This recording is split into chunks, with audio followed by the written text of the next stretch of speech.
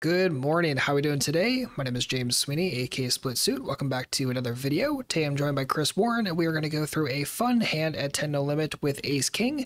And without further ado, let's rock right into it. And I'm not going to ask you if you want to, Chris, because you always say yes anyway. So let's get started. Perfect. All right. Under the gun opens 22 cents, so 2.2x raise. Cutoff decides to 3-bet, and here decides to 4-bet cold from the small blind with Ace King off. Thoughts at this point in the game? Yeah, we're a little small on our four bet sizing here. We just probably want to make it a more difficult call for the cutoff. We're encouraging a lot of calls here, so I like getting folds with my three bets or my cold four bets in this spot. So What are you yeah, thinking? 275, $3? I like a little under 3x, so I would just generally have a 2.7x to 2.8x. I think sizing here as my default. I'm not going to even try and do that math at at the stake right now. Yeah. So Fair. Yep, totally good with this. And obviously going to be 4-betting it, not going to be flatting this out of the small blind. End up getting a fold from the big, fold from early position, cut off calls, which we're not too shocked about at this point. And the board is very interesting, dripping wet, ace queen 10 with a flush draw. Here decides to check. So I know a lot of people would look at this and be like, what the heck? We should definitely be firing a c-bet in this situation. What are your thoughts first and foremost?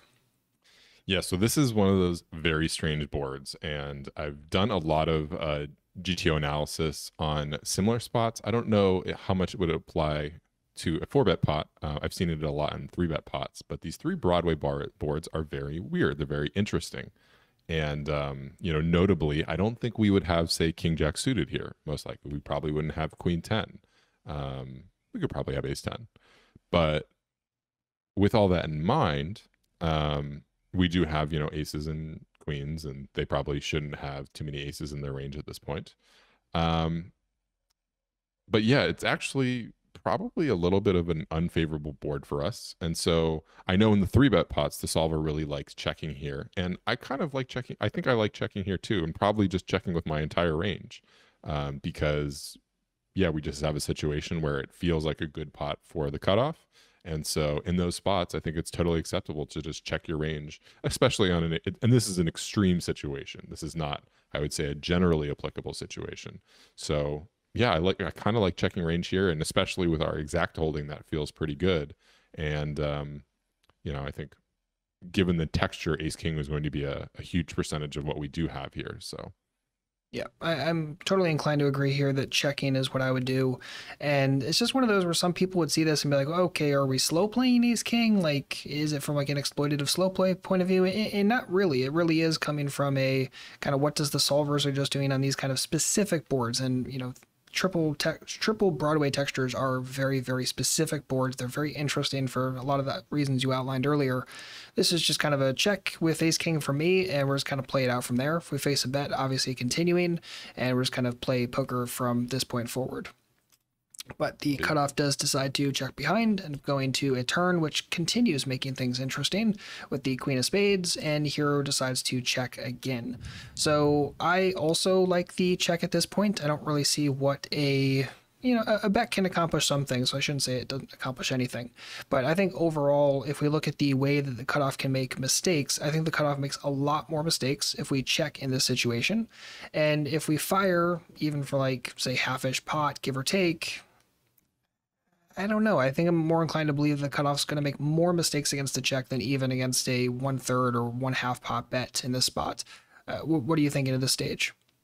yeah, and I think one of the most important dynamics here is that we have, like approximately 150% pot left in both of our effective stacks here. So, yeah, if we're betting here, well, first of all, like why do we make bets, right? Number one, we could make bets for protection. Does that apply here? And it really doesn't, right? Like we aren't that worried about a jack coming and a four straight coming on board. Certainly our opponents could have like flush draws and things like that, but are they really going to check a flush draw back twice here? Probably not. Um, and so like we don't actually have a whole lot of reason to bet. Are we going to get value of getting 150% of our stack in this situation with Ace King with the queen on the turn? It seems difficult.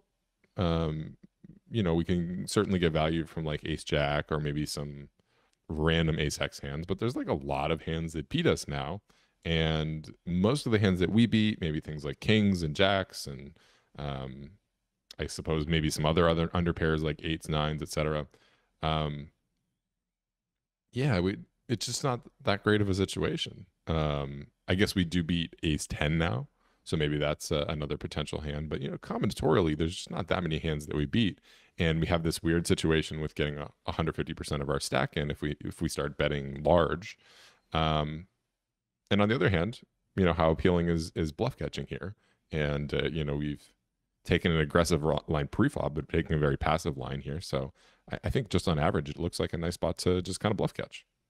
Yeah, and it is a little bit closer to 2x the SPR of this situation, but even still, it doesn't make it any more attractive. Are you really going to be able to go fire here and get two streets of action from ace three suited, or if they happen to have that kind of hand or pocket jacks? I'm not totally convinced of that. And if this is really kind of going to be like a one street of value when your opponent would go into call mode against you, you could probably go check flop, check turn, bet river, and maybe get a cry call from jacks there or something from 10-9 suited or whatever.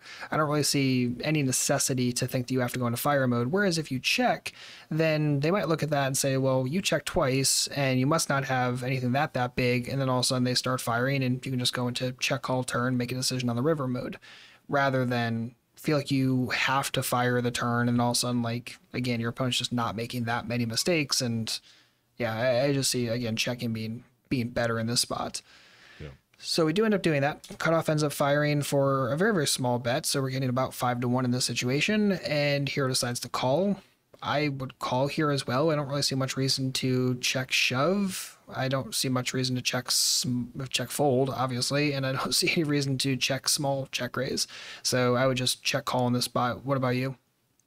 Yeah, it's same situation from the flop. We have a situation where our opponent can have quite a few value hands. They have the nutted hands. They probably have more queen jack and king queen than us.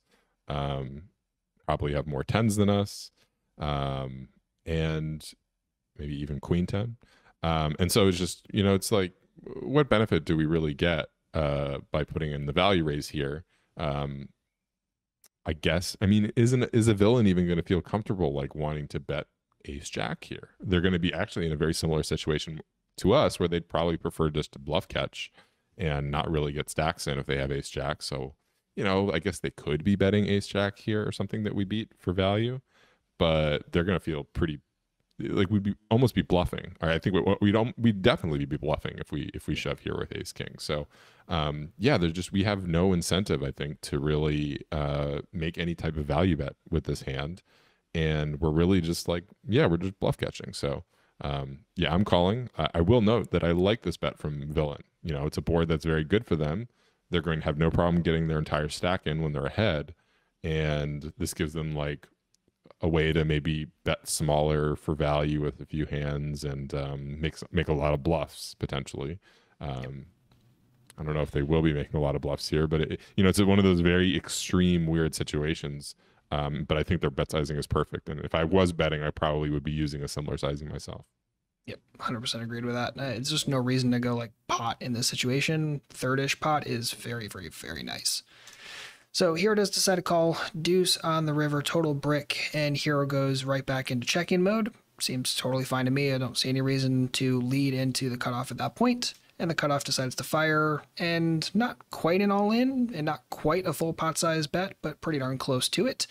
And yeah, at this stage in the game, I don't know, my first thought is, if I'm ever at like the top of my range, and not this is like the pure top, but like ace king is going to be one of the stronger hands that we have in our range overall.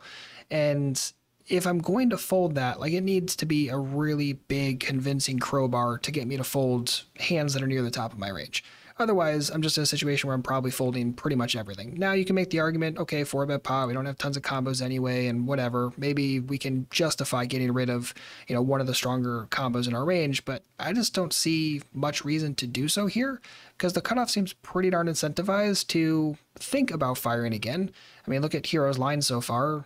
Check flop, check call turn against a smallish bet might feel like, maybe cutoff thinks we can fold kings or jacks or ace X or whatever, and they just want to get after it. So I don't know. I'm not massively incentivized to hit the fold button with ace king.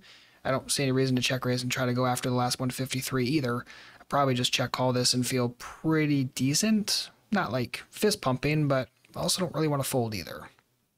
Yeah, I actually don't think I agree that we're actually towards the top of our range, Okay. which is weird because it is a passive line, right? I think we could actually be taking this line a good amount of the time with, say, aces, ace Sure. queen. So because of that, I'm not thinking in terms of the top of my range. And I think the person who posted on Discord, they were very strongly considering folding because, like really, like our opponent can have a ton of hands that they're doing this exact line for value as well. They can have king queen, they can have queen jack, they can have ace queen, queen 10, probably tens for sure, queens. I guess they can probably have they shouldn't have aces too often, but they probably will have it sometimes. And with all that in mind, ace king's not a good hand. Like we basically have the bluff catcher. They're not taking this line with ace jack if they're playing well, and because of that, we really just have to say to ourselves, like, okay, like, would someone bluff in this spot? And I think the answer is yeah, probably. We've created a situation where our opponents, if they were considering a bluff, like we've taken the line that would encourage the most possible bluffing, and they could be potentially basically bluffing with almost any hand except for kings. And kings maybe would want to more showdown or probably do more showing down because kings is going to block our ace king, and our ace king blocks kings, so we're actually not considering that as heavily. And I just look at our hand, and it's very important that we don't have any heart blocker, so that's good. And I'm just, it's a weird situation. It's certainly scary because our opponent can have a lot of value hands here that make a ton of sense to play this way. They're sizing almost, I think a lot of people were commenting in Discord that this feels like a value sizing. But actually, now that you've mentioned it, I'm looking at this river bet where they could have shoved, and it would feel logical to shove, and they bet under pot. To me, that gives a little bit of a hint of like, is this BS? Are we trying to save a little bit of money on bluff? So all that considered, I think without the heart blocker, we certainly have to call. In fact, I think I'd be curious how often we have to call with the heart blocker, how much that plays in, because maybe hearts isn't a huge consideration. But I think this is a call. It's a tough call, I think, for a lot of newer players. Like they recognize that they're only beating bluffs, but this is one of our GTO strategies. When we get in a very extreme situation, one of the best ways we can protect ourselves is taking the balanced line. All right, so I'm going to argue something in the value direction. I can agree for sure that if you think the cutoff has a lot of like value combos, the ace queens, the queen tens, pocket tens, that kind of stuff, that our ace king starts sliding down the top of the range pole pretty darn quickly. However, I'm taking 10 no limit. I'm taking the flop check to mean a tremendous amount. I think the average person at 10 no limit, if they have pocket queens, pocket tens, queen 10, ace queen, even ace 10, they're betting the flop a lot of the time. And I don't know how they're going to size it, but I don't think that it's going to be a default check for them. And that's not to be rude. I just think that's just like the default thought process at 10NL. And because of that, I'm kind of taking more and more of those combos away. Now, of course, that still leaves things like king queen and queen jack and that kind of stuff. But like you said, we do have the king in our hand, which reduces some king queen stuff, which is great. I'm just thinking there's not a lot of like pure value stuff. And as such, the ace king in my hand means I'm failing to find like tons and tons of combos. And well, you can also say it's difficult to find a bunch of like bluff combos from cutoff. Like let's say the cutoff was in here with like pocket sixes or sevens. Like, are they really heavily incentivized to bluff? Maybe, maybe not. But if they start throwing in like shaded combos of a lot of those pocket pairs, or things like 10-9 that they're like, well, it doesn't really have any showdown value. I can't even beat kings, can't even beat jacks. You know, maybe they just start throwing more of that into the bluffing range, and every extra combo that gets added gets weaker and weaker. And again, I kind of already started with a diluted value range from them anyway. So, I mean, it kind of depends on which way you want to look at it. That's the way I look at it, which is why, and again, you don't have a crowbar big enough right this moment for me to say I'm going to get away from this. And to your point, you know, saving that 153 does not look like they're trying to go for max value if they do happen to have the value stuff, right? Because like they should be thinking if they have, you know, Queen X or whatever, and they're thinking we're pinched with like, I don't know, ace five suited or even ace king, that they're just going to try to get after the whole thing. This looks like, you know, the discount on the bluff. I don't know. I think I'm a little bit more inclined to call. Not again, still not fist pumping, but feeling pretty comfortable with the call overall. That's I think that's a very good point that most 10 to 11 players are going to bet that flop. I very much agree. And yeah, really, I mean, do you have the discipline to not shove your stack out on this river? Oh man. Well, and so even if they did have, you know, they did check behind on the flop with queens or tens or whatever, I'm not convinced they're betting 120 on the turn. Again, just like default baseline 10 and L player. So again, like all these little mini factors adding up over the entirety of the hands, I'm calling and feeling pretty okay. Yeah, that's a really good point. That I think this is more of a fist pump call than I was giving it credit for. And you know, even like you noted, like we block king queen, and so here's a question: how many are you calling 100% of your ace king here, even with heart blockers? Probably. Yeah, probably. I think I agree. Yeah. So that's interesting, because I think my original conclusion was not that, but I think that point on, yeah, like a 10 element player, like we're going to have to give them credit, even if they could, you know, say check back this flop, you know, certainly people can slow play. It's a play that we wouldn't give them a high percentage of the time. And we have to assume they're going to bet a lot. And with that in mind, this hand looks really, really strong. So very weird hand, very passive line, very extreme situation. And I think a lot of people would be very tempted to fold this river. So, you know, a very good learning lesson. And just in terms of like, you know, when you're in a hand, you want to do your best to kind of figure out what are the dynamics at play. Like we don't need to be betting for protection here. We don't need to be betting for value here. And you end up with this very weird line where we get our stack in catching bluffs. And yeah, pretty great hand. Indeed. And we did end up actually sniffing out the bluff in this situation. Cutoff ended up having jacks and turned that into a little bit of a bluff in this spot. And I like Hero's play overall. Really like the way the post flop was played. Hopefully the thought process that we were kind of talking about here made a lot of sense. And hopefully this is kind of what Hero was thinking about throughout the hand as well. Really, the only major nitpick was just the preflop size, but everything else looked pretty darn good. So well played, Hero. And thank you so much for posting this hand. And if you have any thoughts or questions or want to share your own hand, you can always do so today at redchippoker.com/discord. Join our Discord for free. Pop in there and have some fun with us. Talk some poker and enjoy. And if you have any comments or thoughts on this hand, do not hesitate to let us know. Otherwise, as always, we'll see you back shortly with a brand new video. And in the meantime, good luck out there and happy grinding.